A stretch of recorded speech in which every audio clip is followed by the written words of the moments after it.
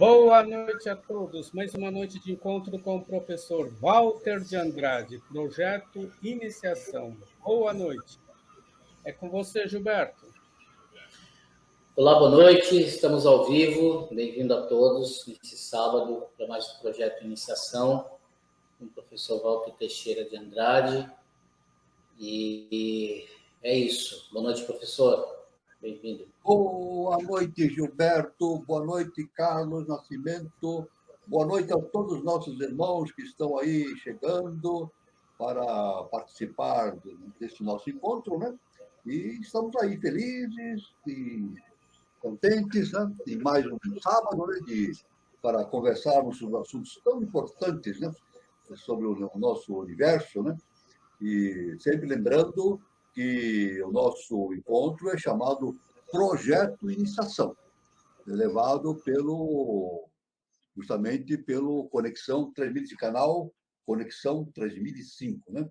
Esse encontro é destinado a dar a base filosófica e iniciática para aqueles que pretendem seguir o caminho da iniciação.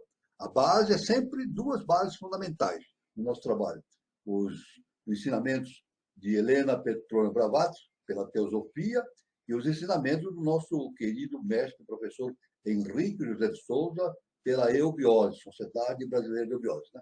E também, no bojo de todos os conhecimentos, a gente está sempre puxando instruções, ensinamentos dos grandes instrutores da humanidade, através dos tempos e das civilizações, né? O objetivo é a síntese do conhecimento, a fim de propiciar aos pretendentes à iniciação informações e valores importantes para essa finalidade. Outra finalidade do encontro é propiciar a reflexão a respeito do momento evolutivo que a humanidade está vivenciando nesse início do século XXI, início da Era da Aquário. Sempre lembrando o ensinamento fundamental do nosso augusto mestre, o professor Henrique de Souza, que o Brasil é a pátria do Avatara Maitreya, berço da nova civilização. Então, o Brasil tem uma enorme importância justamente para o surgimento de uma nova civilização aqui no planeta Terra, né? E a data para o início desse processo, né, justamente está marcado, conforme o nosso mestre, professor Henrique de Souza, lá pelo ano 3005, quando a humanidade, ou seja, especificamente a quinta raça-mãe ariana, já terá desenvolvido qualidades suficientes para suportar e desenvolver o surgimento de uma nova civilização na face da Terra, né? Então, esse aí é a informação inicial que nós temos que dar.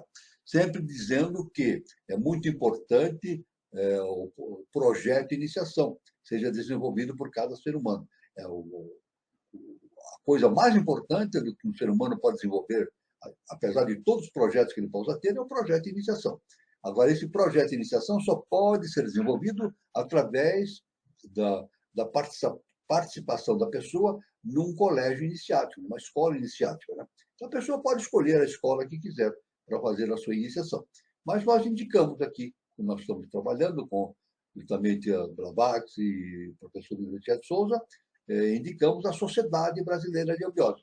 E justamente agora em 2023, né, em todos os departamentos do Brasil, está começando agora o primeiro grau, é o grau peregrino, é a porta de entrada daqueles que pretendem seguir um caminho da iniciação. A porta de entrada na eubiose é justamente o grau peregrino, é o primeiro grau. E depois desse primeiro grau, existem mais 4 graus, totalizando 5 graus, né? Aí, perfazendo esses 5 graus, a pessoa tem o direito de tornar-se membro efetivo da Sociedade Brasileira de Eubiose. Aí tu pode participar de reuniões, de ritualísticas, de todos os eventos que a eubiose tem, né? E, além do mais, tem uma grande vantagem, indiscutivelmente. A maior vantagem é de poder ler os ensinamentos do professor Henrique de Souza, que ele deixou escrito nas suas revelações. São milhares e milhares de páginas à disposição dos discípulos. Então, está. A pessoa, então, pode perguntar, como é que eu faço, então, para começar o curso na eubiose, o peregrino? É muito simples. Olha, a primeira coisa, entra no Google e digita no busca do Google, Sociedade Brasileira de Eubiose. Vai aparecer o site da Eubiose. Lá no site tem um botãozinho, né?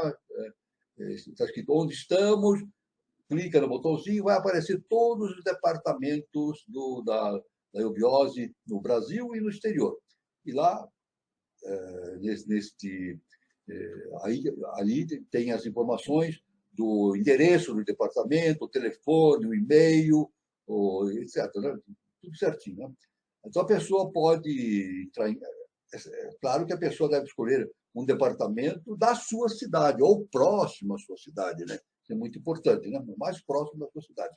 Então, a pessoa pode entrar em contato com o departamento e tomar informações.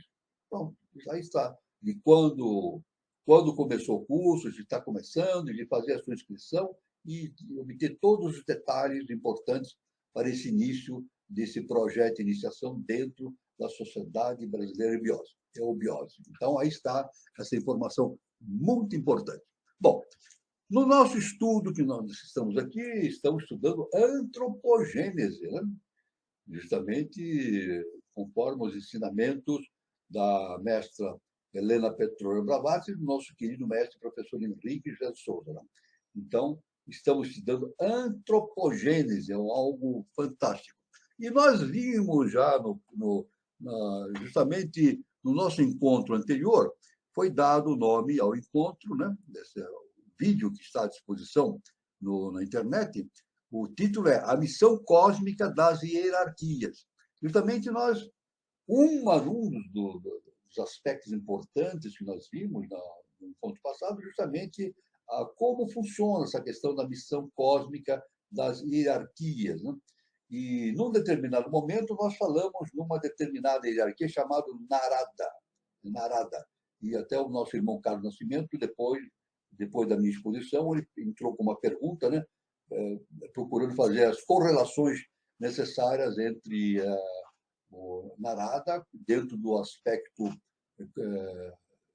iniciático, cósmico, justamente relacionado à antropogênese. Bom, podemos dizer, então, relembrando que Narada é o executor e confidente dos decretos universais de karma e de Adi-Buddha.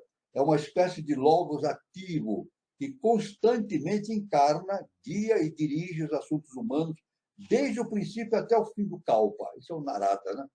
É o poder inteligente que impele e dirige os ciclos, kalpas e sucessos universais, regulando seus ímpetos. Além do mais, conforme a HPB, Helena Blavatsky, né, é o ajustador do karma, numa escala geral, Narada. Mas o que Narada é, realmente, não se pode explicar num livro, conforme a HPB informa. Né? Diremos apenas que ele é o que tenta, por pensamentos sugestivos, e endurece o coração daquele que quer converter-se em seu instrumento, demonstrando com isso que o eu sou o Senhor Deus, e o faz sem motivo egoísta, mas para dirigir o progresso e evolução universal. É um dos poucos que visita as regiões interiores no Opatala. Narada aprendeu tudo que sabe com a serpente de 7 cabeças, chamado Sesha. Ele trata das guerras e põe-lhe termo. Entre os livros secretos há uma obra chamada O Espelho do Futuro, onde se acha registrado o tempo infinito com todas as suas divisões. É atribuído a Peste a Narada. Há uma outra obra antiga atribuída aos Atlantes, desde o tempo dos Atlantes, que registra as cifras dos nossos ciclos. De ambas foram tirados os dados da nossa cronologia. A Suramaia, que a tradição épica assinala como o primeiro astrônomo em Aryavarta, o Deus Sol, comunicou o conhecimento das estrelas. Vindo de Roma Capura, na Atlântida, Roma Capura, uma grande cidade que existia em Atlântida, considerada a capital da Atlântida, né?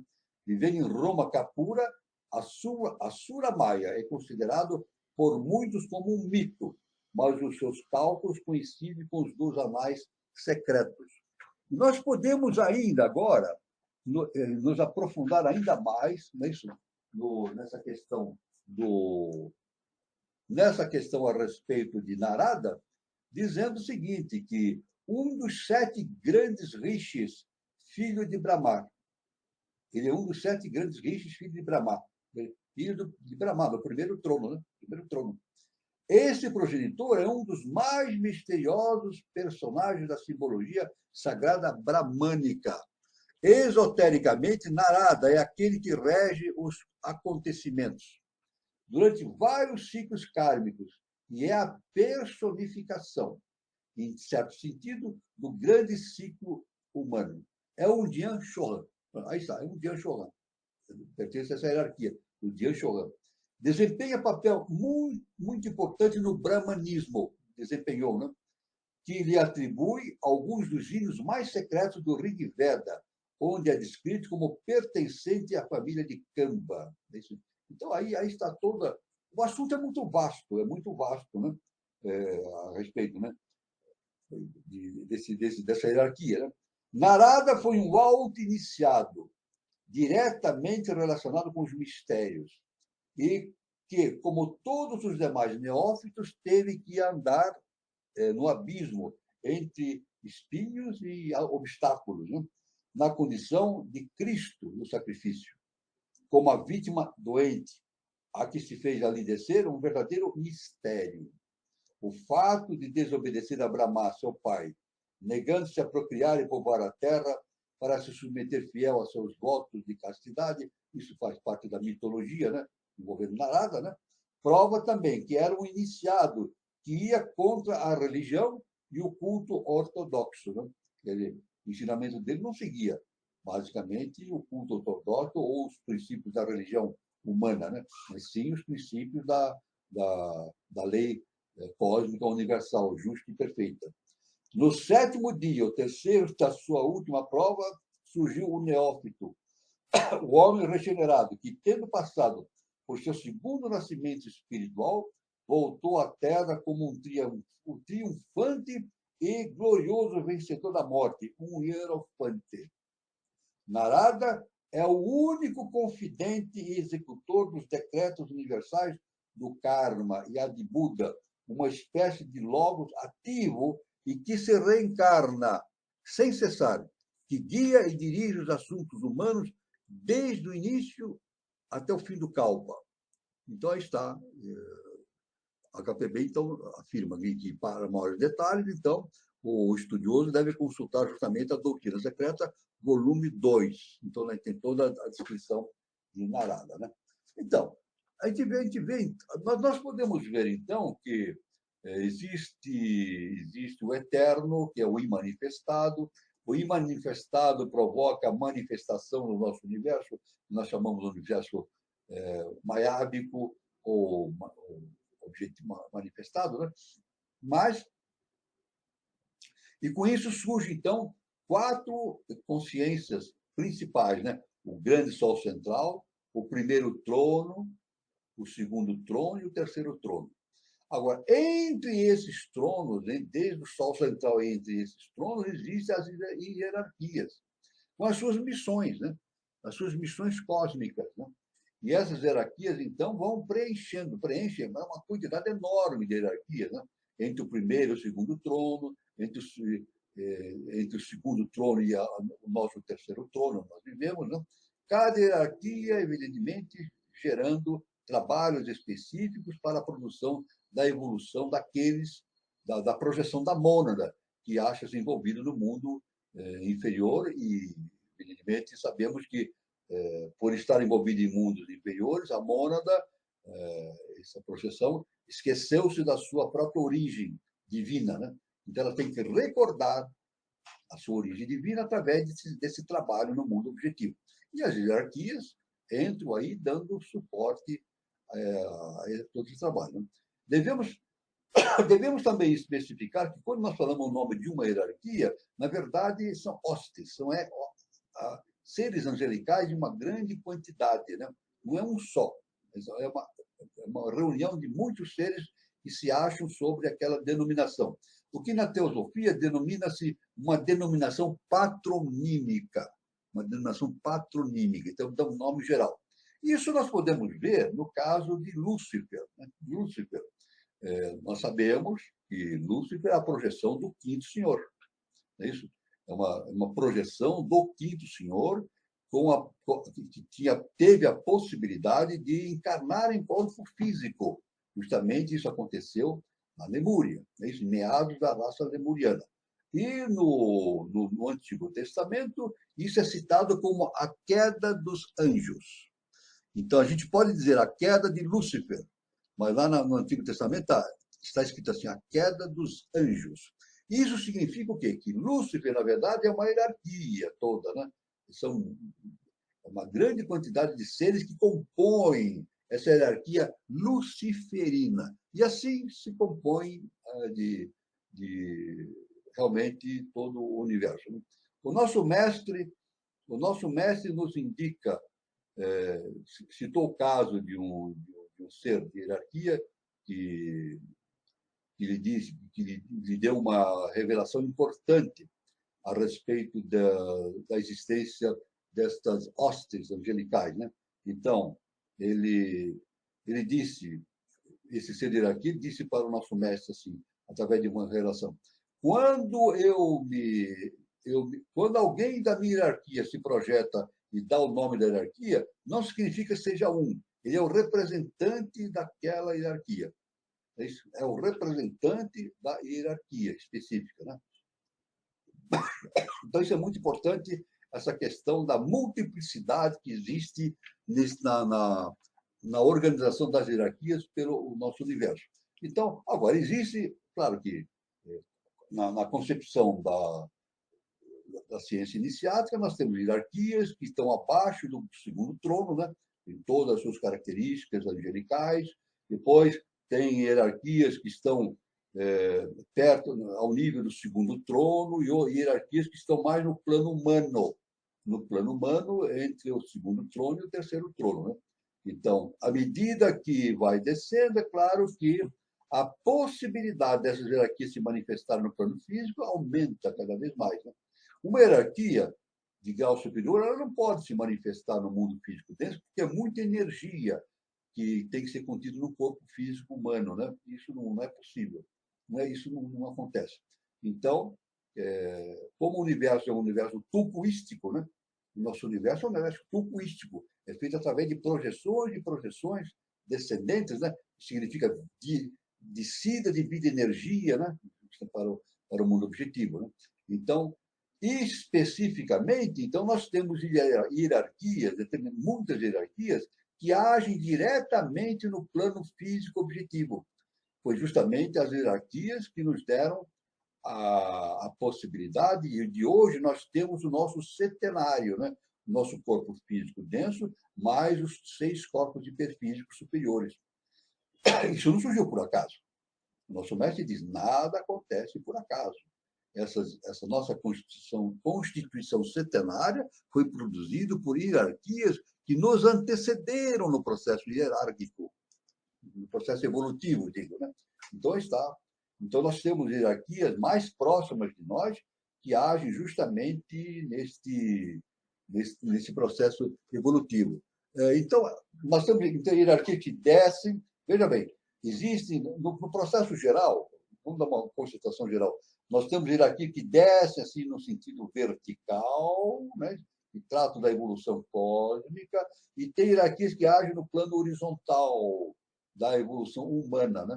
Chega um momento que esses dois pontos essas duas forças se tocam, né?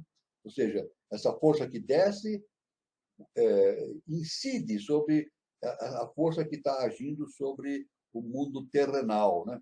É isso que o nosso mestre denomina de pramanta. Pramanta. Isso também já é uma denominação específica, né?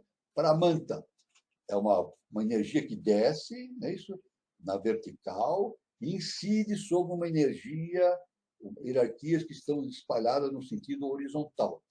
O Pramanta, na verdade, o que significa o Pramanta? O Pramanta, na antiguidade, era denominado como aquela varinha, uma varinha que produzia o fogo. Isso. Como é que os antigos, os nossos ancestrais, produziam fogo? Tinha uma base de madeira, né? Com um buraquinho no centro, um furinho, e então eles punham uma vareta nesse buraquinho. Nesse buraquinho eles colocavam gravetos. E o que eles faziam, então? Agitavam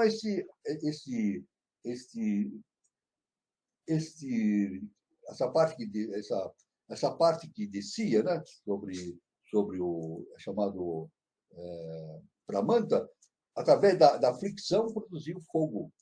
Então aí está produzir o fogo. E na verdade, quando a gente tem essa ideia do pramanta gerando fogo, a gente vê que significa que a energia cósmica desce, né, isso bate num plano horizontal com as hierarquias que estão agindo no plano horizontal da evolução, e surge o atrito. O atrito através do nosso mestre da polaridade. É por isso que o nosso mestre diz: quem entende a polaridade entende tudo.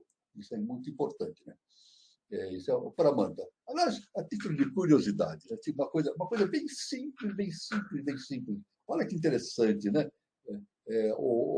Esse processo do Pramanta. O Pramanta é uma vareta e a base onde é feita a incisão dessa vareta para produzir o atrito é chamado arame. Arame, né? Então, aqui, a vareta desce sobre a arame, o indivíduo agitava o Pramanta, né? Pela vareta, e no buraquinho, então, de repente, aparecia o fogo.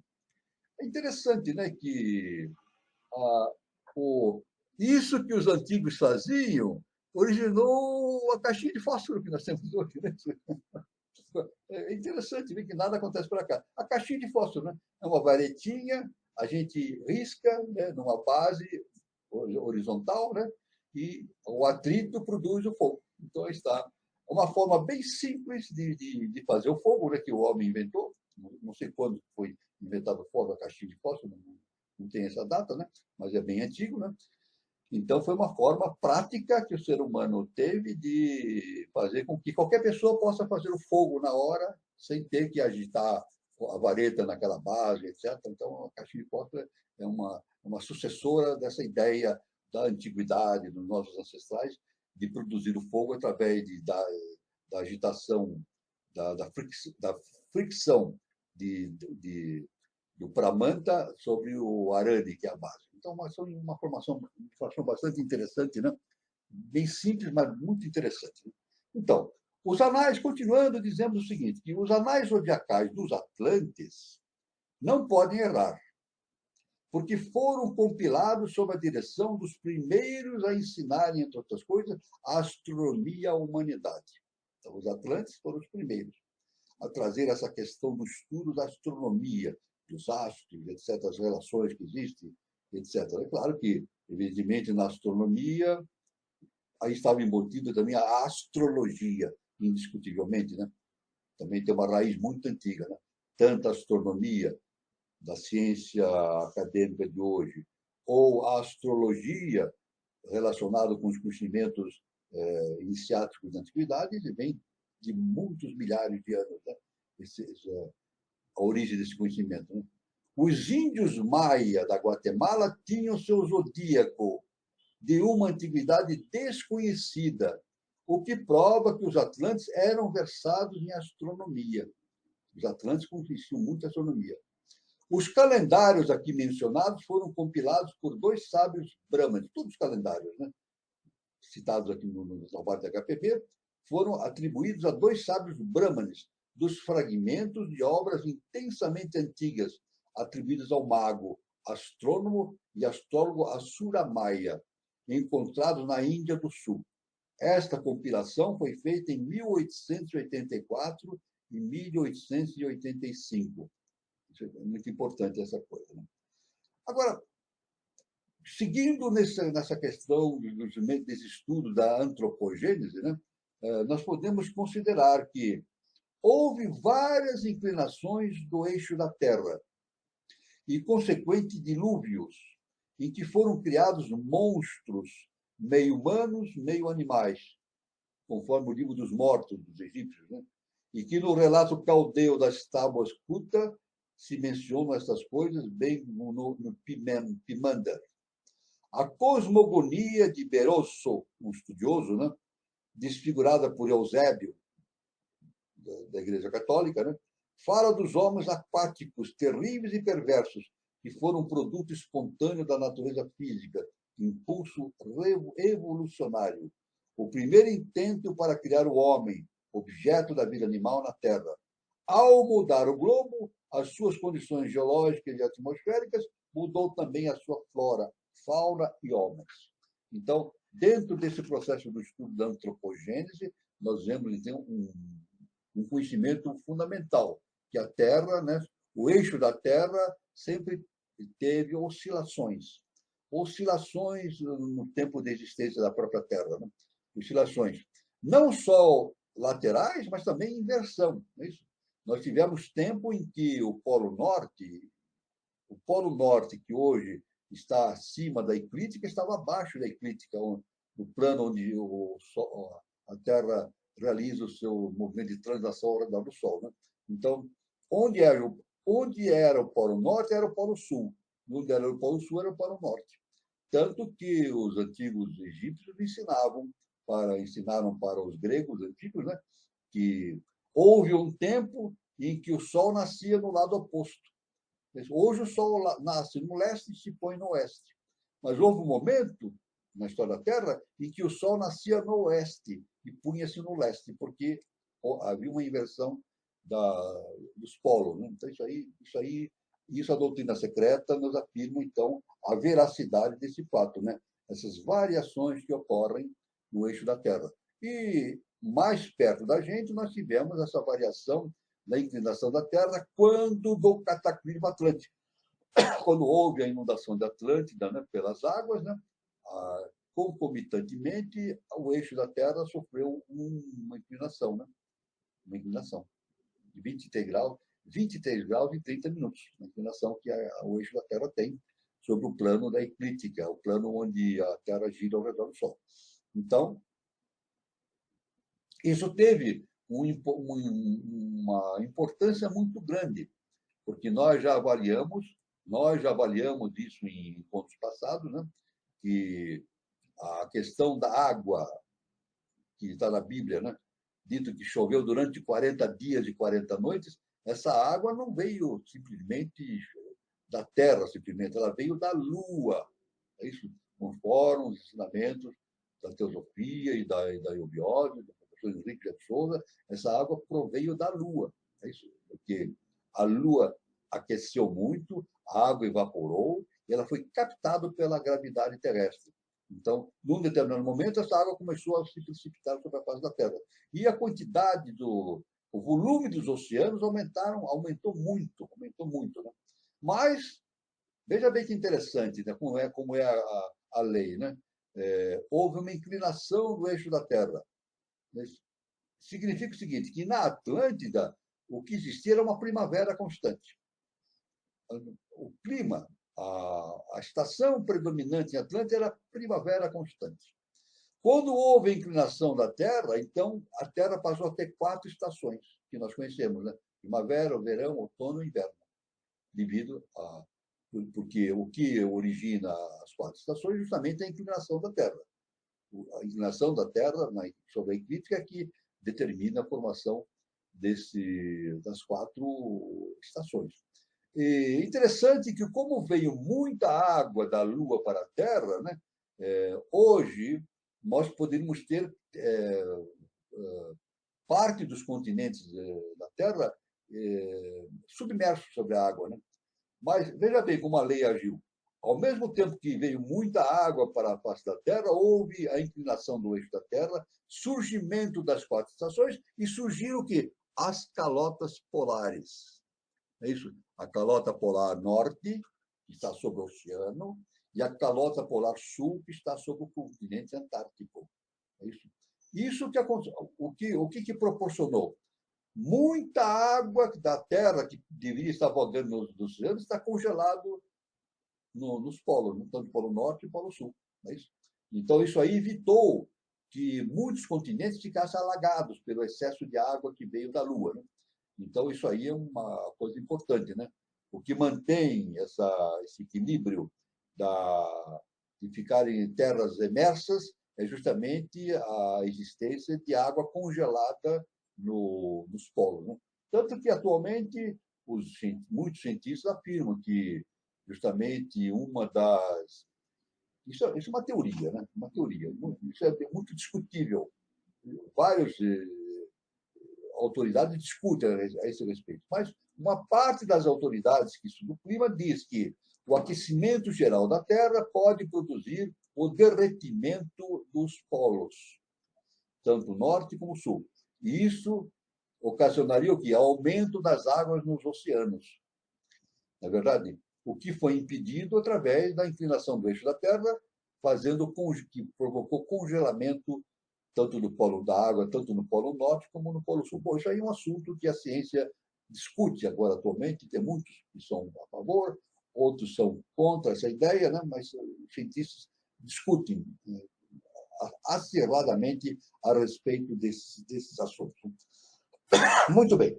Então, nas primeiras cosmogonias do mundo, não há uma criação obscura, nem dragão mau vencido por um deus sol. Entre os acádios, o espaço foi o berço e a mansão de Ea, a sabedoria, a deidade infinita e incognoscível.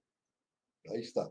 Então, nós vemos que nas cosmogonias, que nos fala das coisas, a origem das coisas, existe uma versão específica sobre esses fenômenos todos que aconteceram, né? Diferentemente da ciência acadêmica, que tem as suas concepções próprias derivadas dos seus canais de conhecimento próprios da ciência acadêmica, né? Para os semitas e últimos caldeus, o oceano da sabedoria se converte em matéria grosseira, a substância pecadora.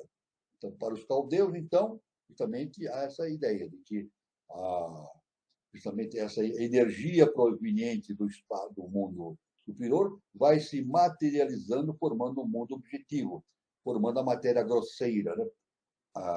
Que, evidentemente, muitas correntes chamam de a matéria pecadora, né? Inclusive a própria religião em todo o planeta considera a matéria como o símbolo do pecado, né? Do mal. E não é verdade, né? Na verdade, a gente sabe que matéria e espírito fazem parte do mesmo sistema. Matéria e espírito não são opostos, são complementares. Ou seja, espírito é divino, matéria é divina. Tudo é divino.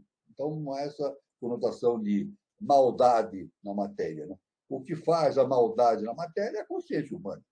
Não tem nada a ver com matéria, né? Tanto que os mestres podem reencarnar fisicamente no mundo material e vivem tranquilamente dentro de uma esfera de harmonia, de amor universal, de amor cósmico. Então, não é a matéria em si que produz a degeneração, mas é o pensamento, justamente a ignorância daqueles que estão encarnados nessa matéria. Isso é muito importante, né? A criação, então, para os semitas e caldeus, é apresentada como um exercício recreativo para o Deus Criador. Na verdade, se a gente for a fundo, todas essas teogonias, toda essa mitologia, corresponde apenas a uma tentativa de entendimento de todo esse processo. A KPB nos ensina que essa relação, isso é importante. Já nós repetidamente falamos isso, mas isso é muito importante. Essa relação que existe entre o imanifestado e o manifestado é um enigma. É o maior mistério que a humanidade tem para resolver. Não só a humanidade, todo o nosso sistema solar. Todas as consciências do nosso sistema solar têm esse enigma para resolver, para entender esse mistério, que é a ligação justamente entre o imanifestado e o manifestado, né? Então, a criação é apresentada, como dissemos, para os semitas e caldeus, nesses estudos de semitas e caldeus, a criação é apresentada como um exercício recreativo para o Deus Criador. O Zohar fala de mundos primordiais, que pereceram mal-vindos à existência. Isso aí, dito nesse documento Zoar, né? Oanes, o dragão, o homem-peixe caldeu, divide a sua cosmogonia e gênese em duas partes. Primeiramente, o abismo de águas e trevas, onde residem os seres mais horríveis, homens com asas, com duas cabeças, pernas de chifre de cabra, hipocentauros, touros com cabeça de homens e cães com cauda de peixe. Isso tudo é na mitologia, tudo isso aí na mitologia é dado de forma simbólica. Atrás desse simbolismo tem o exercício pleno do entendimento, né? Isso é básico no conhecimento, esse conhecimento antigo, né? O simbolismo. Agora, é claro que, como o nosso mestre diz, a iniciação se procede em dois momentos específicos: a iniciação simbólica e a iniciação real.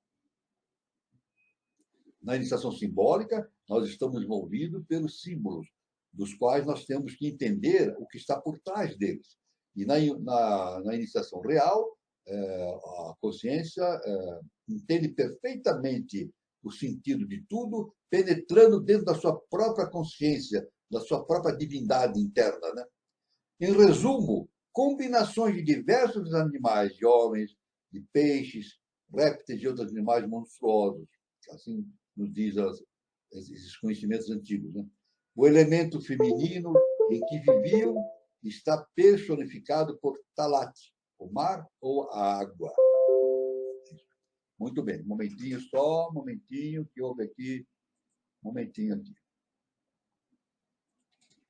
Um momentinho só, por favor, que apareceu aqui, um momentinho, deu um problema aqui, deu um ligeiro probleminha aqui na tela, né? De vez em quando acontece isso, né?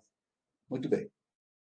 Talat foi sido por Belos, o princípio masculino, que dividiu a mulher em duas metades. De uma delas fazendo a terra e de outra no céu. E, ao mesmo tempo, destruindo os animais nela. Carlos, a transmissão está perfeita? Me deu esse retorno. Está indo bem? Perfeita, viu, professor? Eu estou ouvindo bem, tá? Deu um problema aqui na minha tela, aqui, eu estou somente confirmando se está tudo certo. Está tudo certo, pode dar continuidade, tá? Então, tá bom, só para ter certeza que está tudo certo. Muito bem. Então, os chineses têm a mesma tradição, que remonta a 2555 anos antes de Cristo, no reinado do imperador Yu, que deixou 9 urnas com gravados representando entrevistas com homens de duas caras e monstros com corpos de cabra e cabeças humanas. Então, está nos registros antigos, está sempre presente essa demonstração pictórica, né, do simbolismo, tentando explicar o que acontece realmente no mundo, nesse mundo de manifestação dos arquétipos celestiais no mundo físico denso. A natureza física abandonada em si, a si mesma, fracassou na criação do homem animal. Ela pode produzir os dois primeiros reinos, assim como os animais inferiores. Porém, quando se trata do homem, são necessários para a sua criação poderes espirituais independentes e inteligentes, além dos vestidos de pele e do sopro de vida animal. Isso é importante. Isso é importante. Veja, a vida vem do mundo mineral, depois passa para o mundo vegetal, depois para o mundo animal, depois para o mundo hominal. A ciência acadêmica afirma existirem 3 reinos: o mineral, o vegetal e o animal, e que o homem pertence ao reino hominal, ao reino animal, digo, né? E o homem pertence ao reino animal. Na ciência iniciática da atividade não é assim. É dito que existem 4 reinos: o mineral, o vegetal, o animal e o hominal. Agora, como está aqui nesta apresentação da HPB, né, a criação do reino nominal não se deu simplesmente por uma ação objetiva na crosta terrestre. Não é assim. Houve a intervenção da divindade com a descida de arquétipos específicos para a realização dessa criação e a participação de hierarquias específicas. Isso. Então, tecem arquétipos específicos para quê? Para formar o DNA, para formar a criação da inteligência no ser humano, mas isso não se dá por acaso. Não, nada acontece por acaso.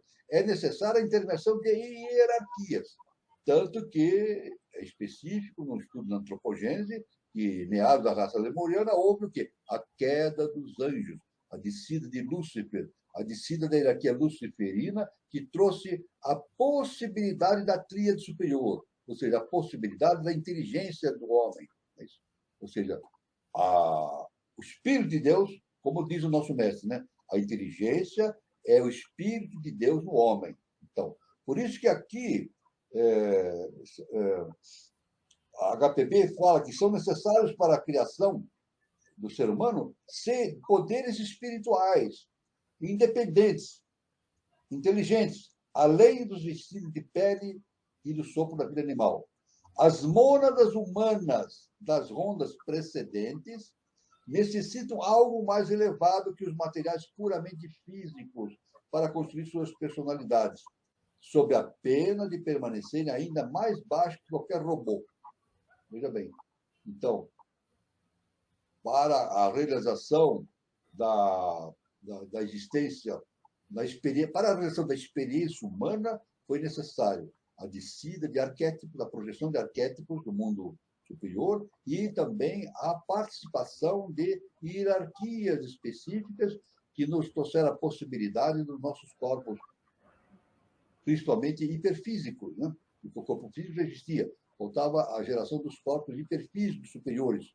Digo, os corpos hiperfísicos superiores, que constituem a nossa tríade superior. Então, posto que todas as raças humanas são de uma mesma espécie, deduz-se que esta espécie é a mais antiga de todos os mamíferos atuais.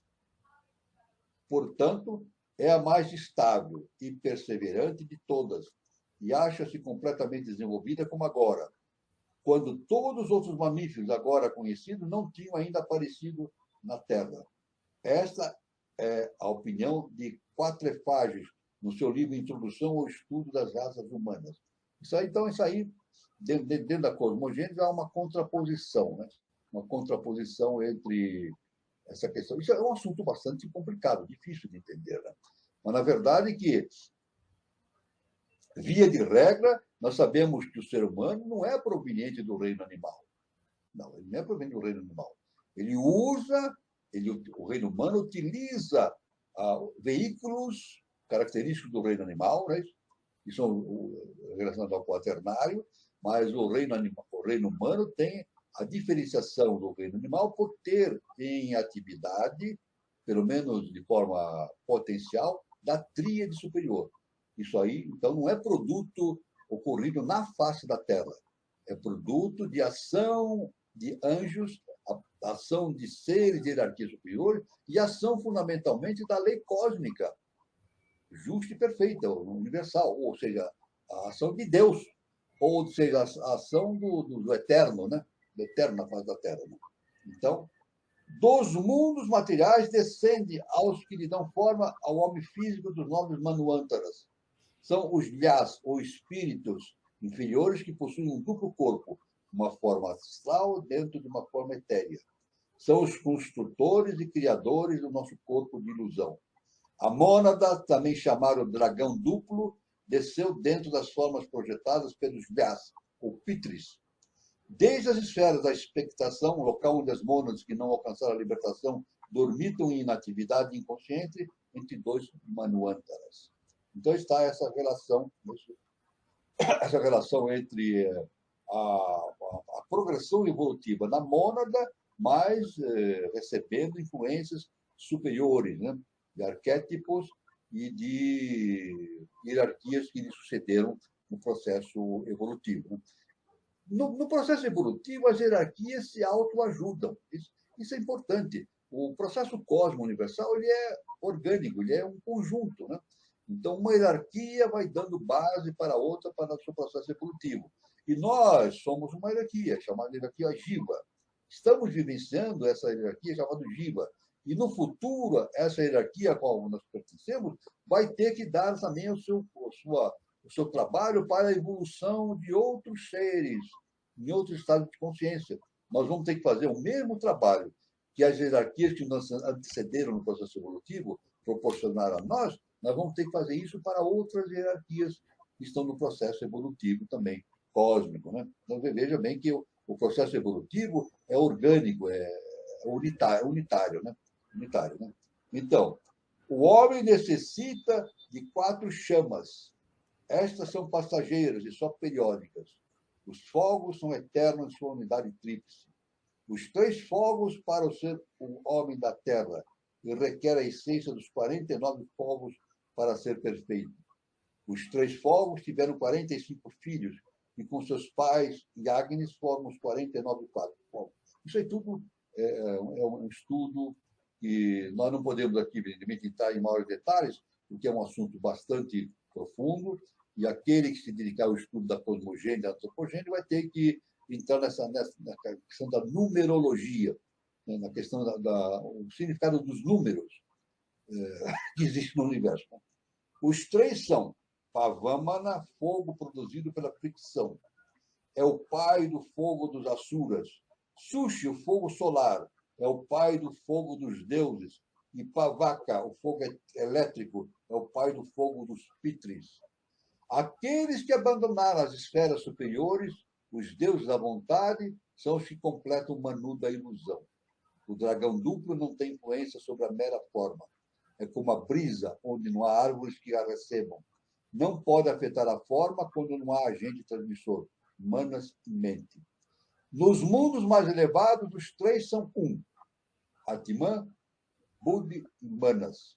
Na Terra, o um se converte em 2 princípios. São como as 2 linhas de um triângulo que perdeu a sua linha base, a qual é o terceiro ponto. Então está. Nos mundos mais elevados, 3 em 1. Justamente corresponde à nossa tríade superior, né? Que é justamente Mana superior, Buddhi, que é a intuição, e Atman, que é o nosso Cristo interno. Então, isso aí é muito importante. É claro que essa tríade superior foi nos doado pela queda dos anjos, pela hierarquia luciferina, de meados da raça lemuriana. E nós temos que desenvolver. Não está desenvolvido em nós completamente. Nós temos que desenvolver essa tríade de maneira bastante clara, né? A tal ponto de nos tornarmos adeptos. Quando o ser humano desenvolve plenamente essa tríade superior, ele provoca uma união entre as 2 tríades, a superior e a inferior. Então, nós temos uma tríade superior e uma tríade inferior. O quaternário inferior pode ser reduzido numa tríade. Então, temos 2 tríades. Quando essas 2 tríades entram em harmonia, então forma-se um hexagrama, né? uma estrela de 6 pontas, né? Que é justamente a estrela de Salomão, que é o símbolo do adepto. Né? Esse é o nosso futuro. O futuro da raça humana é esse. Né? No Devakan é necessário o elemento superior de Manas para constituir um estado de percepção e consciência da mônada desencarnada. Quando Brahma deseja criar de novo mundo e construir progênie por meio de sua vontade na quádrupla condição, ou 4 ordens de seres chamados deuses, ou Yanshohans, demônios, devas inferiores, progenitores, espíritos e homens, ele concentra a mente em si mesmo, como na yoga. Veja bem, então é um processo de criação de forma de yoga, quando Brahma faz a sua manifestação. Faz a sua manifestação nos mundos inferiores. A mente universal, Mahati, é o primeiro produto da matéria primordial. Porém, o primeiro aspecto de Parabrahma é a alma universal, na qual está a raiz da consciência do eu. A raiz da consciência do eu. O princípio intelectualmente ativo e afirmador do eu, o polo positivo da criação, equivale aos chamados demônios, os primeiros produzidos. No Rig Veda, os Asuras são os seres espirituais divinos. Seu nome deriva de Asu, sopro de Deus, e significa o mesmo que Espírito Supremo, ou Ahura. A noite foi criada antes do dia, como o espírito de oposição necessário na diferenciação da criação. Continuando a sua obra, Brahma assume outro aspecto, ou do dia e de seu alento. Cria os deuses dotados de passividade e bondade, continuando, ele cria os Pitris, ou progenitores dos homens. Brahma, usando o poder de yoga, cria Shakti, produziu essas criações. Então, Brahma usa esse poder criador de yoga, né, chamado Kriya Shakti, para produzir essas criações. Finalmente, assumiu a sua última forma, penetrada pela quantidade da impureza, e dessa foram produzidos os homens. Então, a gente vê, nessa sequência que nós estamos aí, nós estamos abordando justamente na antropogênese, nós vemos uma profunda ligação entre o plano superior, isso no mundo, já no mundo objetivo, nós vemos isso, que é a Maia, né? O mundo da ilusão, o mundo superior reunido com o mundo inferior. Nada pode fazer o desligamento desses dois mundos, né? Eles estão interligados permanentemente. Então, isso é muito importante no entendimento da antropogênese. O assunto é vasto, é vasto. Como nós sempre falamos, é necessário muita leitura, muita meditação, mas aos poucos a consciência vai dominando com esses assuntos, vai penetrando e vai clareando na mente da pessoa esse entendimento profundo, né? É claro, dentro dos limites que nos são possíveis dentro da nossa consciência humana, porque nós estamos passando pela experiência humana. E o nosso futuro é nos tornarmos seres super-humanos ou adeptos. Então, mas nessa sequência há uma limitação do conhecimento, claro, não podemos entender tudo, mas o Eterno nos dá essa possibilidade desse avanço dimensional para o entendimento da natureza intrínseca de todas as coisas que existem no universo, nas criações, nas hierarquias e assim por diante. Né? Então, eu passo a palavra para o nosso irmão Carlos Nascimento, para nós conversarmos mais a respeito desse assunto, que é um assunto vasto, vastíssimo, da teosofia, da doutrina secreta, né? Mas que é profundamente necessário que nós estudemos, meditemos e tiremos as nossas próprias conclusões. Professor, é muito vasto e é muito interessante toda essa analogia que o senhor fez com símbolos e tudo mais, né? Inclusive sobre o Pramanta, né? Essa haste que, fazendo uma fricção numa base, gera o fogo. E o interessante é isso, né? O palito de fósforo segue essa mesma dinâmica, uma haste passando numa base, acende o fogo. E eu achei interessante isso que o senhor falou sobre as hierarquias superiores que descem na vertical, né? E faz essa fricção com as hierarquias que estão na horizontal, né? Então, dessa fricção, né, surge, podemos dizer que surge a luz, né, a sabedoria na humanidade. Com base nisso, professor, um dos grandes mistérios que a gente já viveu na história, né, foi a vinda de Cristo, né? Dessa fricção, né, das hierarquias superiores com as hierarquias de base, surge uma pessoa dotada para poder dinamizar toda essa energia, que foi o Cristo que apareceu 2000 anos atrás. Será que a gente vai ter a felicidade de se deparar com um novo Cristo? Bom, isso acontece na sequência evolutiva nossa, né? O nosso mestre, nosso querido mestre professor Henrique de Souza, ele nos ensinou que, através da história, existem muitos pramantas, né? Pramantas, à medida, ou seja, a tônica vai mudando. A tônica em que os mestres vão se manifestando muda de tempo em tempo. Isso aí significa sempre a existência de um pramanta específico para uma determinada época. O nosso mestre diz, desde que ele ensinou isso, ele fala que nós estamos vivendo um novo pramanta, né? Esse novo pramanta ele nos deu o início em 1963. 1963, um novo pramanta, né? É claro que, como o Carlos você falou, nós vamos ter, a humanidade terá a oportunidade de ter novos pramantas, ou novos ciclos evolutivos, novas tônicas, né? E claro que, né, no concerto, né, no conceito, ou no concerto de toda essa aparição desses seres, fica claro que cada ser que vem, ele vem numa tônica específica, né? Então, Jesus, os mestres anteriores a Jesus tinham as suas tônicas. Jesus teve uma tônica específica, né? Já no tempo de HPB, o ensinamento teve outra tônica, ligado no século XIX, né? Ligado com tentando fazer uma ligação entre esse conhecimento superior com a ciência acadêmica, né? E no terceiro milênio nós teremos outras tônicas específicas. Isso o nosso mestre nos disse, né? Muitos seres de hierarquia estarão se manifestando no terceiro milênio, trazendo conhecimentos ligados a novos pramantes, novas tônicas que são específicas para cada existência de cada raça, de cada sub-raça, de cada momento evolutivo, né? Não é possível. O próprio Jesus, o Cristo, ele tinha uma tônica específica, né? A gente pode perceber isso, né? Vocês percebam bem que quando Jesus ensinava, ele não falava sobre chakras, nem sobre corpos hiperfísicos, né? Ele podia falar, ele sabia disso tudo, mas ele não falava. Ele podia, entre os hebreus, falar sobre chakras, yoga dos chakras, uma série de coisas do Oriente, né? Mas não. Por que ele não falou? Porque ele ateve-se, ele ficou naquela assim, em sintonia com o Testamento, o Antigo Testamento. Não é isso? A fixação dele era no Antigo Testamento.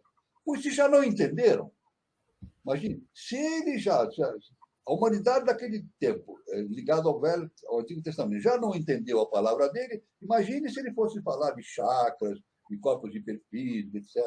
É sabido que para os discípulos ele entrava com maiores detalhes. É sabido que para os discípulos ele entrava e falava com maiores detalhes a respeito de todo esse conhecimento. Mas para a casa de Israel e para todos aqueles estudiosos, ele se fixava justamente no conhecimento da tônica relacionada ao Antigo Testamento. Então, é claro que agora a tônica vai mudando, né? O nosso mestre, HPB, veio com uma tônica específica, o nosso mestre veio com uma outra tônica também, ligada ao terceiro milênio. Tanto que o nosso mestre, o nosso querido professor Henrique de Souza, ele nos deixou ele fez uma afirmação importantíssima para o entendimento da sociedade da eubiose.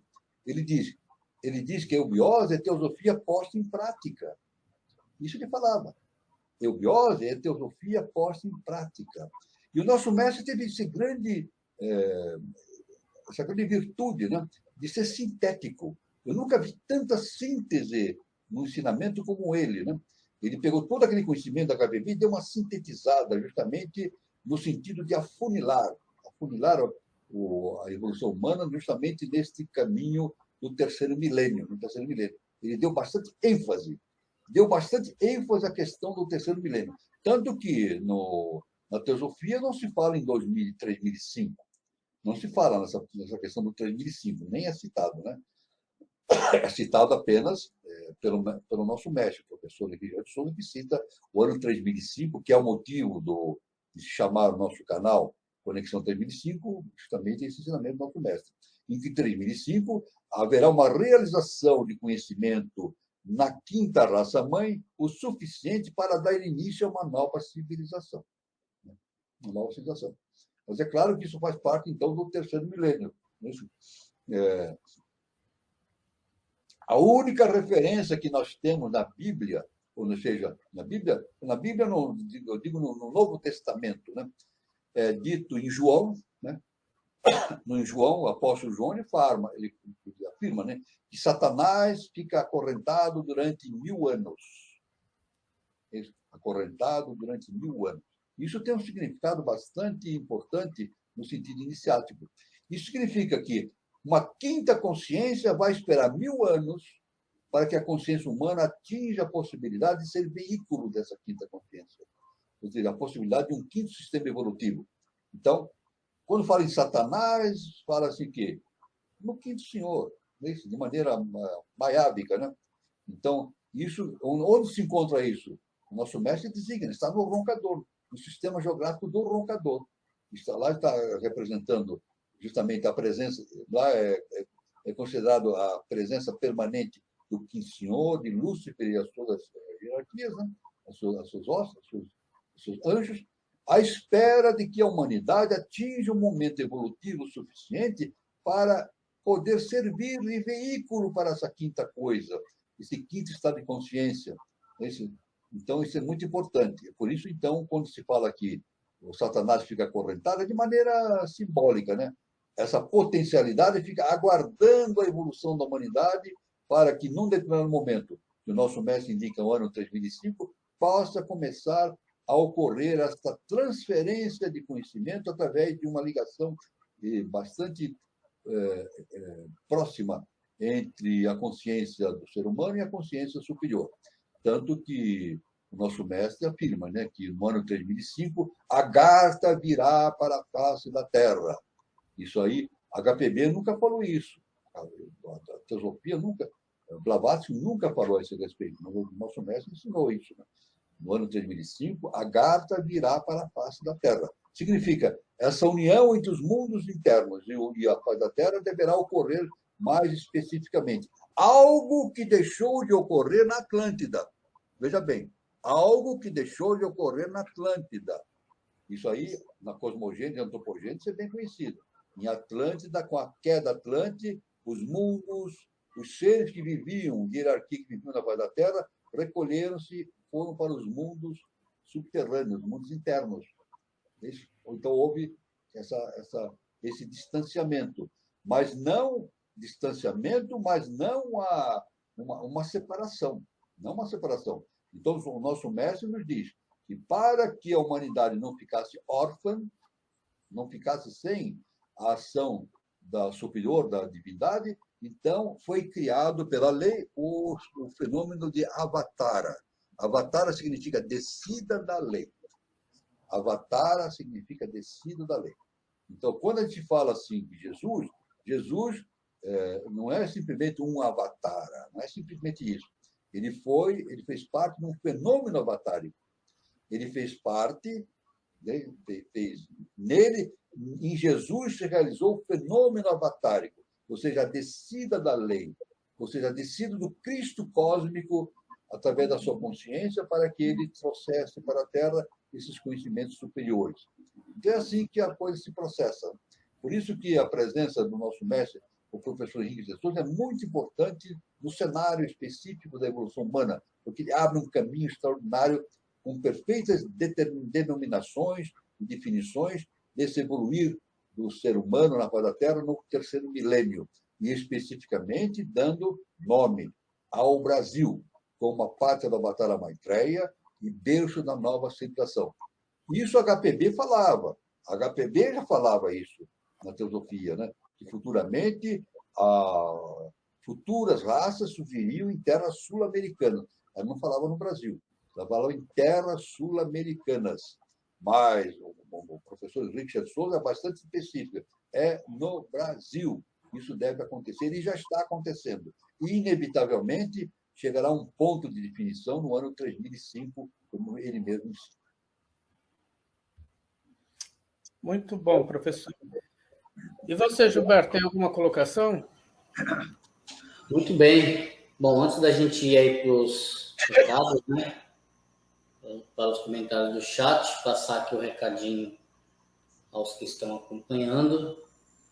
Então, o recado é você que está assistindo aqui ao vivo ou gravada, né? Aí no decorrer da semana ou em qualquer outro momento, deixa aí seu like no vídeo, inscreva-se no canal, compartilha esse link com algum colega que goste do assunto, que aprecie o tema. Essas ações, elas são importantes para o canal. A plataforma, né, o YouTube, ele considera relevante o conteúdo e faz uma distribuição para mais pessoas quando é compartilhado, quando é feito essas ações, quando tem uma interação, né? E se você está assistindo esse ao vivo, não teve a oportunidade de deixar um questionamento ou até mesmo posterior, pode escrever no próprio vídeo durante a semana, em qualquer outro momento, que todas as perguntas no próprio vídeo ou no link, né, aqui no próprio site, na própria plataforma, que todas as perguntas são respondidas posteriormente. É esse o recado. Eu só quero também confirmar esse que o nosso irmão Gilberto falou, né? A respeito do o programa, né? Também todo o programa Projeto de Iniciação ao Sábado fica gravado no YouTube, né? Fica definitivamente, né? Então, nós sempre pedimos duas coisas para as pessoas: fazer sua inscrição no canal, o que aumenta o número de inscritos, isso aí possibilita uma maior performance, né? O canal, quanto mais inscritos tem, o canal funciona melhor. Isso é parte da estrutura do YouTube, né? E também compartilhar. Isso é muito importante, né? A pessoa vê, se quiser faz perguntas, deixa a pergunta registrada abaixo do vídeo, né? E também compartilhar para seus amigos, familiares, etc. Isso já é uma grande coisa. O compartilhamento é fantástico. Hoje, esse sistema que tem no Facebook, no YouTube, é fantástico. Compartilhamento de experiências, fantástico. Então, vamos aos comentários, né, professor? O Júlio Teixeira comenta o seguinte: é evidente que a matéria que forma o corpo de escorpião é diferente da matéria da borboleta, embora a mesma origem, por exemplo. Sim, exatamente. O Júlio, a matéria tem uma especificidade, né? Específica, né? Tanto que a genética é diferente, né? A gente sabe que cada espécie, tanto vegetais como animais, tem um DNA específico, né? Isso aí, no início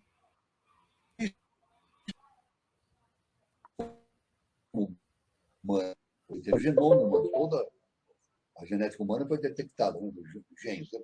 Então, cada espécie tem a sua genética específica, né?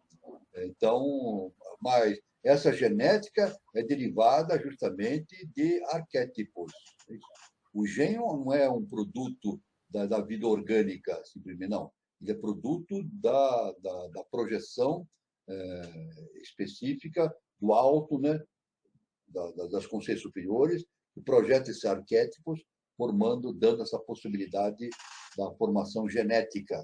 Então, a genética provém do alto, não é um produto daqui da Terra, simplesmente, né? Tanto que, no século XXI, com certeza, a genética, os geneticistas, as experiências, né, vão caminhar no sentido de chegar a essa conclusão, dessa ligação que existe em algo que está acima com aquilo que está embaixo. Nada acontece por acaso, né? Então, mas uma coisa é certa, que essa genética tem uma relação causal entre si, né? Isso não surge por acaso, nada acontece por acaso. Essa genética tem um sentido evolutivo, né? Porque nós podemos entender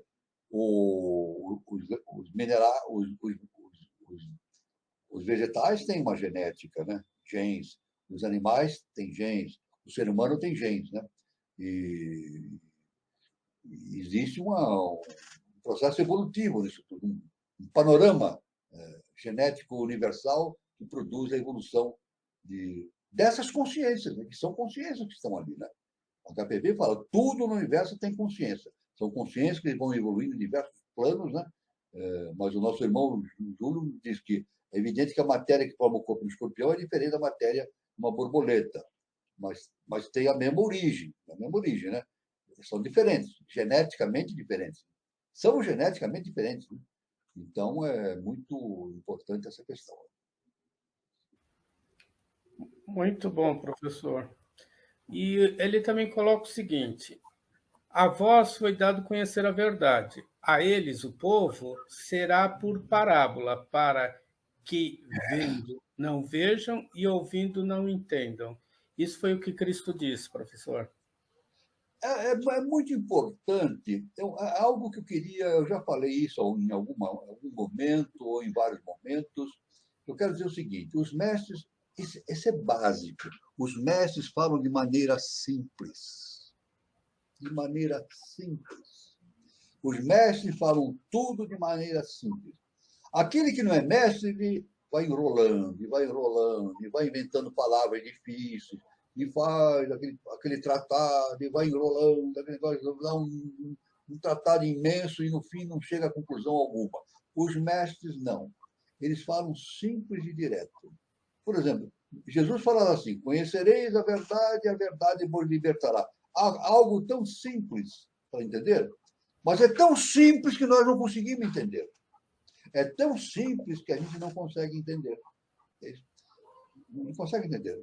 Porque o nosso mestre, o professor Henrique de Souza, ele diz que o universo é extremamente simples. Que absurdo, né? A gente pensar nisso, né? Ele diz o universo, a coisa no sentido universal, é absolutamente simples. Agora, por que é tão complexo para nós?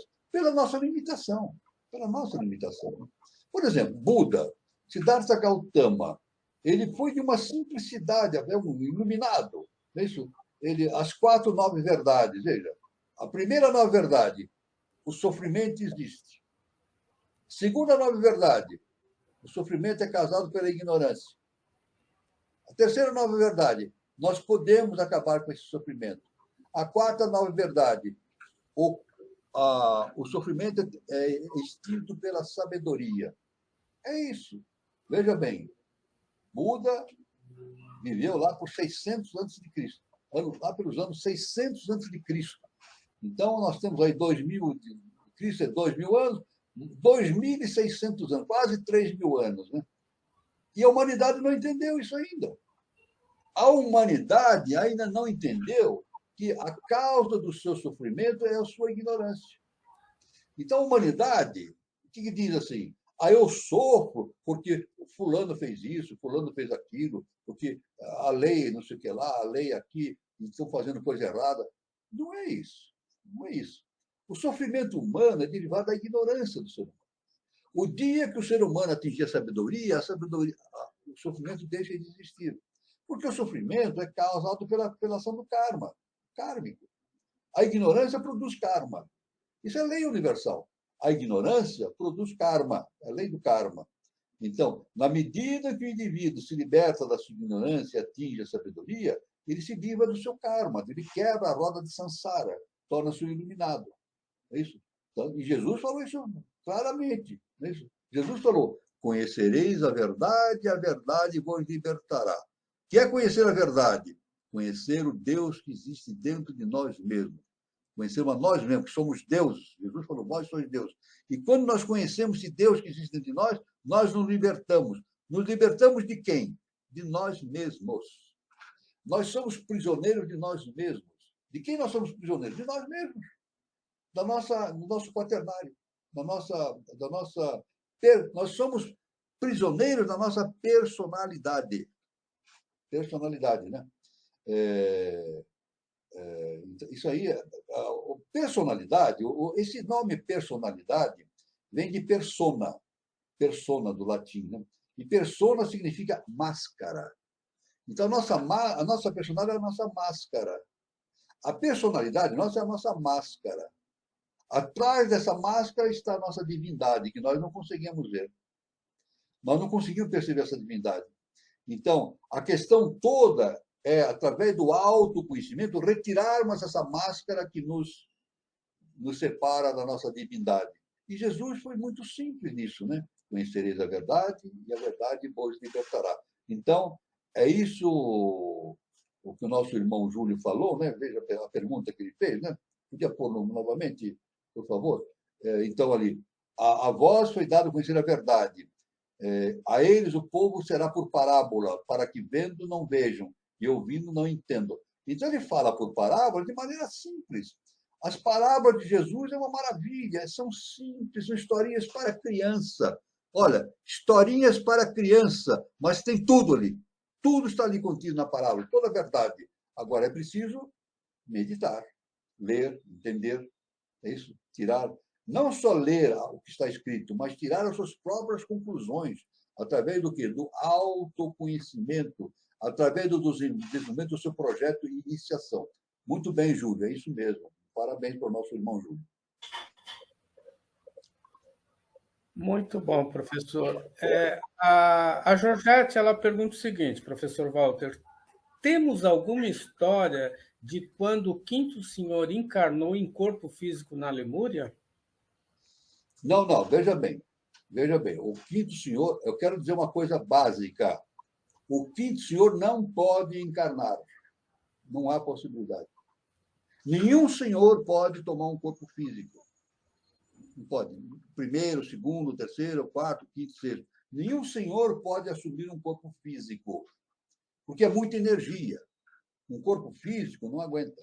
É a mesma coisa que eu ligar um radinho aí, qualquer aparelhinho que eu tenho em casa, e na saída de Itaipu. Na verdade, eu vou com o aparelho elétrico, vou lá na rede de Itaipu, a hidrelétrica, e ligo lá, o aparelho sobe, explode. Na verdade, sobe. Mas o que acontece? O que acontece para nós? No nosso sistema de difusão da energia. E de Itaipu, são milhões e milhões de volts. Eu nem sei dizer lá, só os entendidos podem dizer, são milhões e milhões de volts que saem dali. Mas, através da rede de distribuição, vai passando por transformadores, né? E a tensão vai diminuindo. Tanto que, aqui na nossa casa, as ruas têm os transformadores da energia elétrica, né? A energia que passa nos postes é muito alta, mas os transformadores transformam a energia, aqui em São Paulo, em 102, 110 volts, né? Lá em Santos é 220. A cidade de Santos, a energia que usa nas casas é 220 volts, aqui é 110. Então, aquele transformador que está na nossa rua, ele transforma para 110 volts e sai em fios que entram nas casas e distribuindo essa energia. É o mesmo processo. Existe uma fonte de energia extraordinária, mas essa fonte, essa energia tem que ir diminuindo a sua potencialidade a ponto de se tornar encarnável. Então, o quinto senhor não encarnou, nem pode reencarnar. Agora, o que acontece? Ele emite de si uma projeção. É o caso de Lúcifer, né? O quinto senhor emitiu uma projeção sua, uma projeção sua, que é justamente Lúcifer, ou a hierarquia luciferina, que pode assumir um corpo físico denso. Assim, o sexto senhor também. O sexto senhor, Aquibel, ele emite uma projeção sua, também chamado Jeffersus. Isso, o nosso mestre dá o nome dessa projeção sua, do sexto senhor. É uma projeção chamada Jeffersus. Jeffersus pode se manifestar diretamente no corpo físico, porque a potencialidade energética dele não provoca danos no corpo físico denso, que não aguenta. O corpo físico denso não aguenta essa energia celestial que existe nos deuses. Então, então a pergunta: temos alguma história do quando o quinto senhor encarnou em corpo físico na Lemúria? Não, isso é impossível. Ele nunca pode encarnar. Ele pode. O que aconteceu na Lemúria foi a descida de uma projeção sua, que é um tulco seu, A projeção dele, que é Lúcifer, que é uma hierarquia e que teve a possibilidade de encarnar em corpos físicos. Lúcifer e a sua hierarquia tinha a possibilidade de vir e habitar em corpos físicos, e assim aconteceu. Então, essa é a resposta que eu posso dar para a nossa irmã Jô. Um abração, um beijão na nossa irmã Jô.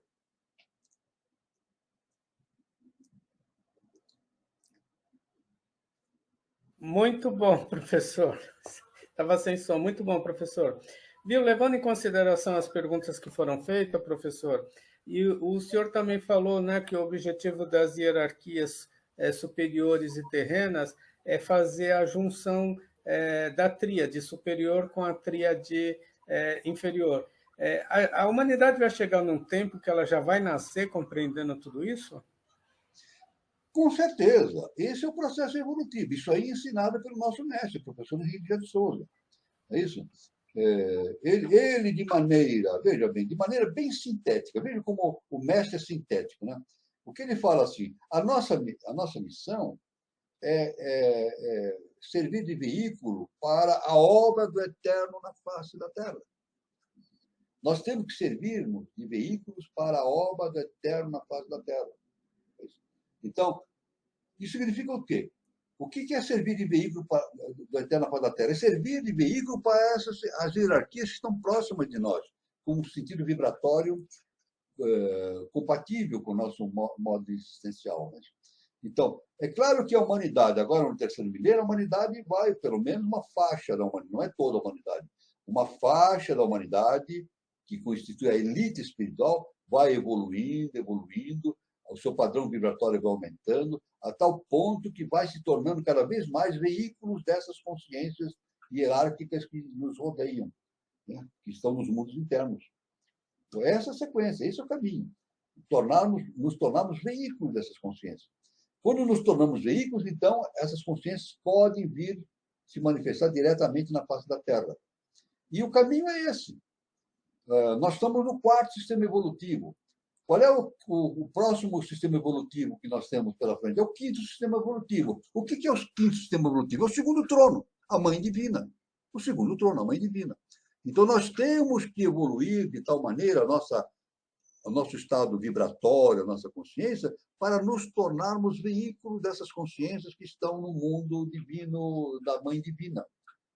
Quando isso acontecer, isso o nosso mestre deixou esse trabalho profundo na eubiose, justamente a geração do quinto sistema evolutivo. Não só do quinto sistema, mas do sexto sistema evolutivo também, mais para frente. Né? Então, isso tudo depende do quê? Da nossa evolução, do aumento do nosso padrão vibratório. Isso? E do aumento da possibilidade de nos tornarmos veículos das consciências superiores. Nós não fazemos nada. O ser humano não faz nada. Veja bem, basicamente, o ser humano não faz nada, ele pensa que faz. O ser humano pensa que faz. Veja, eu vou dar um exemplo, né? Às vezes, no século XX,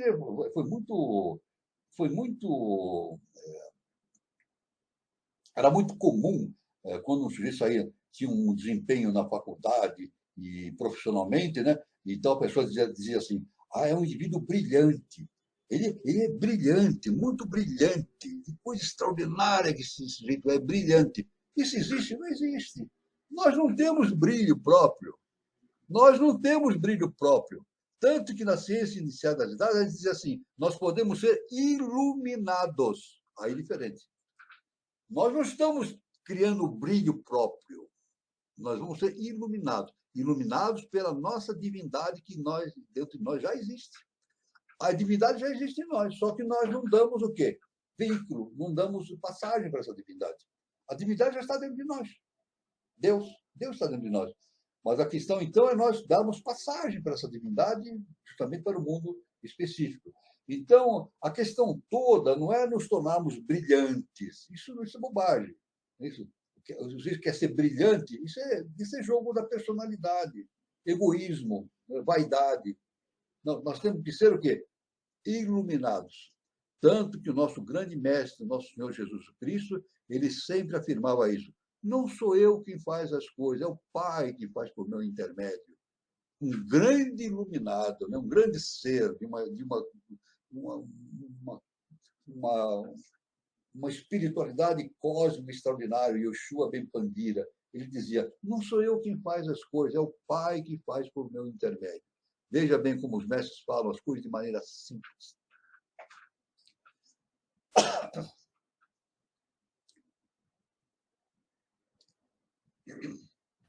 Muito bom, professor.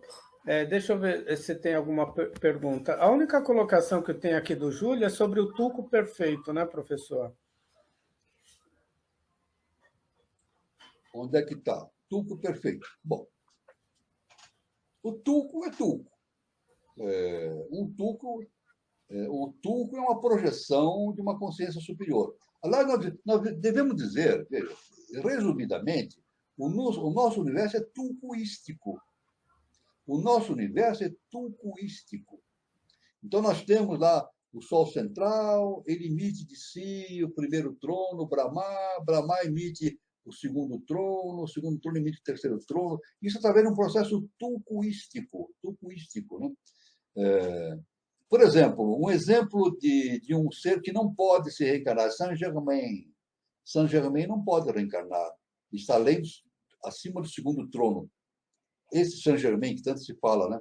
Então, ele não pode reencarnar, mas ele pode emitir um tulco seu para reencarnar.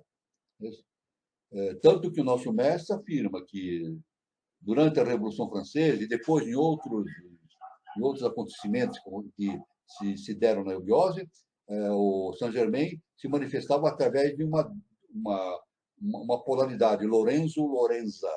Lorenzo-Lorenza, um casal, né? Casal, Lorenzo-Lorenza, se polarizando, né? Aí eles podiam assumir um corpo físico denso. Isso, a Saint-Germain, não. Então, é assim que funciona. Então, o universo é tulcoístico. É tulcoístico. A divindade vai emitindo tulcos seus, né? Isso vai abrindo, vai abrindo, vai abrindo. É como... veja bem, é por isso que se diz que Siddhartha Gautama se iluminou debaixo de uma árvore.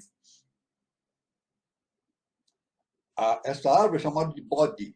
B-O-D-H-I, Bodhi. Árvore de Bodhi. Agora, pelo conhecimento da antiga Índia, né, essa árvore que é simbolizada no universo, ela é vista de maneira inversa. Essa árvore sefirotal é vista de maneira inversa. As raízes para cima e as folhas para baixo. Isso é o universo tulcoístico, né? Que é uma raiz lá em cima, de onde vem toda a potencialidade universal, do universo objetivo, que vem do eterno. Depois ela vai se abrindo em galhos e folhas e vai formando a diversidade. Vai formando a diversidade. Só que, neste descer da raiz para a diversidade, a divindade não se divide. Ela permanece una. Em todo elemento de há manifestação, a divindade está presente integralmente. Está integralmente. Ela se multiplica, ela se distende em várias manifestações, mas não se divide, é indivisa. Por isso que é comum a gente ver na internet e muitas correntes falando assim, somos todos um. Isso é verdade, somos todos um. Então, esse é o sentido do entendimento do tulcoísmo. Muito bom, professor. O Jorge Vinícius Borges Lima coloca o seguinte: a vida-energia é o que possibilita a metástase avatárica devido à construção dos veículos humanos, preparado para habitar a vida consciência desses seres de alta hierarquia? Veja bem, a vida-energia desce e sobe vida consciência. Então, nós temos que estar preparados para recebermos essas influências superiores que vão construindo todo o nosso aparelhamento objetivo, né, para que a nossa consciência consiga se alargar. É isso. Agora, é claro que, devido à construção dos veículos humanos preparados para a vida consciência desse ser de alta hierarquia, a consciência humana ela vai se dilatando, ela vai se expandindo, né? A consciência humana ela vai se expandindo a tal ponto de que, num determinado momento, essa consciência humana vai deixar de viver a experiência humana para viver uma experiência super-humana. Então, ela vai constituir hierarquias também. Ela vai fazer parte desse conjunto hierárquico superior, colaborando com outros setores do universo de maneira específica, né? Então, é isso que eu podia responder, né? Desce vida e energia, sobe vida consciente. Desce vida e energia, que o nosso mestre falou, o professor Henrique de Souza, desce vida e energia, sobe vida consciência.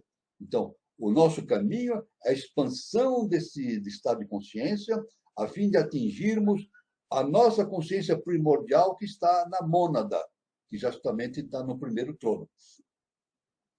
Temos que atingir novamente essa consciência monádica integral que lá existe. Só que nessa volta, essa consciência monádica vai se enriquecendo de todos os conhecimentos que ela obtém no mundo físico denso. Esse é um mistério. Por que acontece isso? Ninguém tem resposta para isso. Esse é um mistério. Por que acontece isso? Isso não tem uma resposta. Não tem um livro que explique o porquê disso, né? É o grande mistério que a HPB diz que deve ser resolvido pelas consciências humanas e por todas as consciências que vivem no nosso sistema evolutivo, que é o sistema solar, é o nosso universo. Mas, de maneira geral, agora o importante é entender como as coisas funcionam. A coisa funciona nessa base. Desce vida energia, sobe vida consciência. E a mônada, a projeção da mônada que está no mundo objetivo, ela deve ir expandindo o seu estado de consciência e voltar ao seu ponto de origem. O que Jesus contou magnificamente através da parábola do filho pródigo, né? Então, Jesus falou assim, a volta à casa do Pai. Veja, numa parábola, Jesus explicou tudo isso de maneira bem simples. A volta, a parábola do filho pródigo. Então, ele diz, a volta à casa do Pai. Muito bom, professor.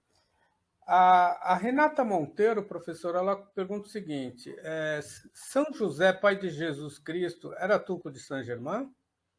Olha, eu não tenho uma informação a esse respeito. Não tenho, realmente, é uma pergunta que eu não sabia responder. Aí precisaria estudar, ver várias fontes, né?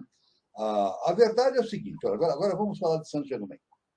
Saint-Germain é uma consciência superior, do além a caixa, e ele pode emitir tulcos seus, projeções suas, que vão influenciar na consciência de muitos seres. Então, vamos supor, ao mesmo tempo, Saint-Germain, ele pode emitir várias projeções tulcoísticas e cada projeção dessa pode influenciar na consciência de um ser humano. Então, é por isso que um cientista faz descobertas fantásticas, né? De repente, um cientista faz uma descoberta fantástica, né? Foi ele que descobriu? A genialidade é dele? Não é dele a genialidade. Ele é veículo. Todo cientista é veículo da consciência superior. Isso é que é importante, né? É veículo da consciência superior. Isso que não acontece. Tanto é verdade que nós estamos atualmente sob uma influência muito grande de Saint-Germain. Desde a Revolução Francesa, né? Desde a Revolução Francesa, Saint-Germain vem orientando a humanidade nesse processo de abertura da consciência rumo a uma nova civilização. É isso? E isso tem acontecido frequentemente, a presença de Saint-Germain. Isso aí é dessa forma que eu podia responder para a nossa irmã, né? A respeito da ação de Saint-Germain. Muito bom, professor. Em função do horário, a gente vai ter que se despedir, mas antes eu queria falar do Espaço Shakti. Tá? Pode falar, professor. Tanto que, veja bem, a literatura afirma a presença, a literatura iniciática nos afirma que durante a Revolução Francesa, Saint-Germain estava presente. É claro que não era Saint-Germain, era o tulco de Saint-Germain. É isso? E que o nosso mestre chama de Lorenzo Lorenza. É constituído por um casal. O lado masculino, Lorenzo, o lado feminino, Lorenza.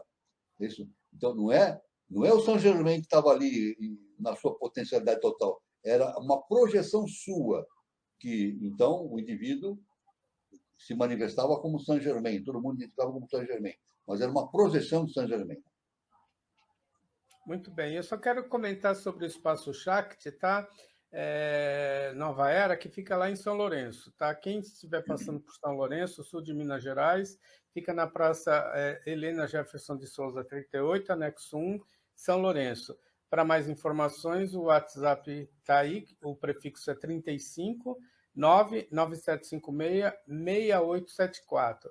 E lembrando que o Espaço Shakti também tem agora lá em Brasília, tá? Então, foi inaugurado em Brasília o Espaço Shakti da Nova Era. Então, a gente agora tem uma filial lá de Brasília. Bom, o recado que eu queria dar é esse, a gente está um pouquinho atrasado, eu queria agradecer a participação de todos, a presença de todos, né? Foi uma noite muito gratificante, tá? E desejar para todos um bom final de sábado, um bom final de semana e até o nosso próximo encontro no sábado.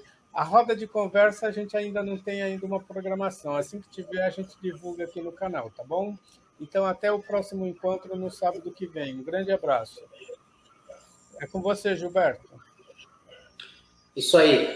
Agradecer a todos que estão conectados aí até esse horário conosco, né? Esse sábado à noite. e dar um bom fim de sábado, um bom domingo a todos. E aguardamos vocês aqui no próximo programa, no próximo sábado. Boa noite, professor. Boa noite a todos. Muito obrigado pela presença. Estamos felizes e agradecidos, né? E estaremos aí no próximo sábado, dia 11, novamente, com o nosso projeto de iniciação. Então, luz, paz e amor para todos e fiquem com Deus.